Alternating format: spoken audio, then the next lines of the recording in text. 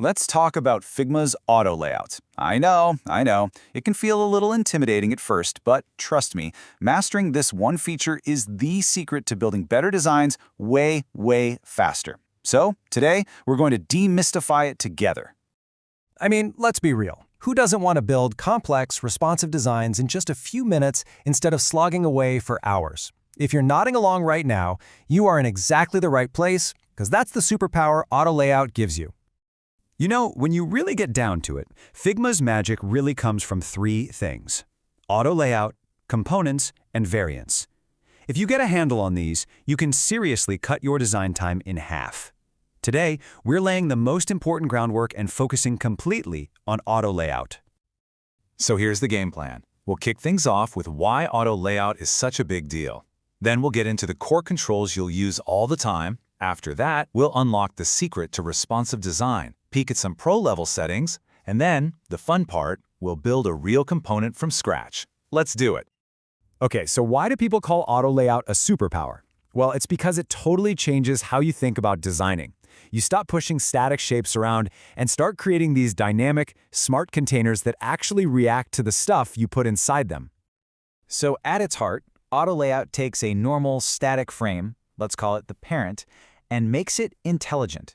This means your designs can automatically stretch or shrink as the content, the children inside, changes. You'll never have to manually resize a button again just because you change the text. It's a game changer. And how do you unleash all this power? It's so simple. Just grab your elements and hit Shift+A. Seriously, if you remember one thing from this whole thing, make it this shortcut. It's your key to the entire auto layout kingdom. Okay, so as soon as you hit Shift+A, this new panel pops up with the core controls. Honestly, if you can get comfortable with these four settings, you've won, like 80% of the battle. So let's break them down. Let's stick with that parent-child idea. Direction is just asking, do the kids line up side by side or one on top of the other? Spacing is the gap between each kid. Padding is the breathing room inside the parent's house, all around the children. And alignment is just where the kids are positioned inside that room. Simple, right? And now, we get to the real secret sauce of responsive design: sizing. This is where you tell each child element exactly how to act when its parent frame gets resized. This is where the magic really happens. You've got three main choices here. Fixed is easy. It means an element stays at the exact size you set it to no matter what, perfect for an icon.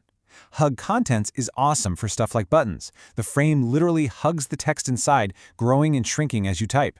And Fill Container, this one is the key. An element set to fill will stretch itself to take up all the empty space in its parent. You have to master these three. All right, you've got the core controls and sizing down. Now we can level up and look at a few advanced settings. These are the little details that solve those really annoying layout problems and give your designs that professional, polished feel. Hiding under that little three-dot menu are some real gems. Strokes lets you decide if a border's thickness is counted inside or outside the frame size. Super useful. Canvas stacking is a lifesaver for overlapping things like a stack of avatars. You get to pick which one shows up on top. And text baseline alignment, oh man, this will save you so much time trying to get different font sizes to line up perfectly. Okay, that's enough theory. Time to get our hands dirty and actually build something. We are going to take a bunch of static elements and magically turn them into a fully responsive product card. So we're going to do this by nesting auto layout frames inside each other. First, we'll wrap the image and all the text into one big vertical parent frame. We'll set both the image and text block to fill containers so they stretch properly. Then, inside that text block, we'll create another little parent frame for just the price and the button, but this time it'll be horizontal. Our goal is to push them to opposite ends, and then we'll deal with that tricky new tag. And here it is, the pro tip you've been waiting for. How do you get that space between look? Instead of putting a number for the space between the price and the button, you literally just type the word auto. That's it. Figma does all the math to push them to opposite sides of the container. It's such an incredibly powerful little trick. So what about that new tag? It needs to sit on top of the image, which totally breaks the normal stacking rules. For this, we have an escape hatch called absolute position. Just think of it like that.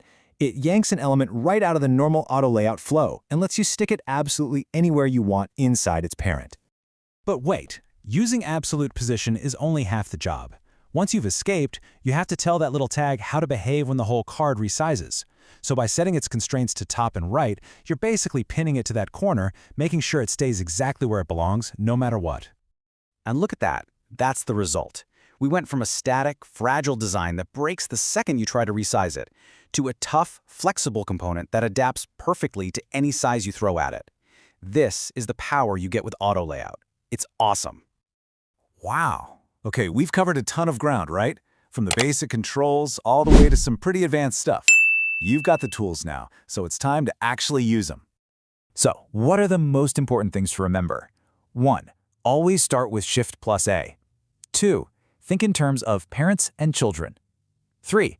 Really master the difference between hug, fill, and fixed. 4. Remember that auto-spacing is your secret weapon for flexible layouts. And 5. When you need to break the rules, absolute position is your escape hatch. So I'll leave you with this little challenge. Go look at a design you're working on right now. Find a spot where you're still nudging things around by hand, constantly making little adjustments. That's your first target. Go turn it into a smart, responsive auto layout component. You've got this.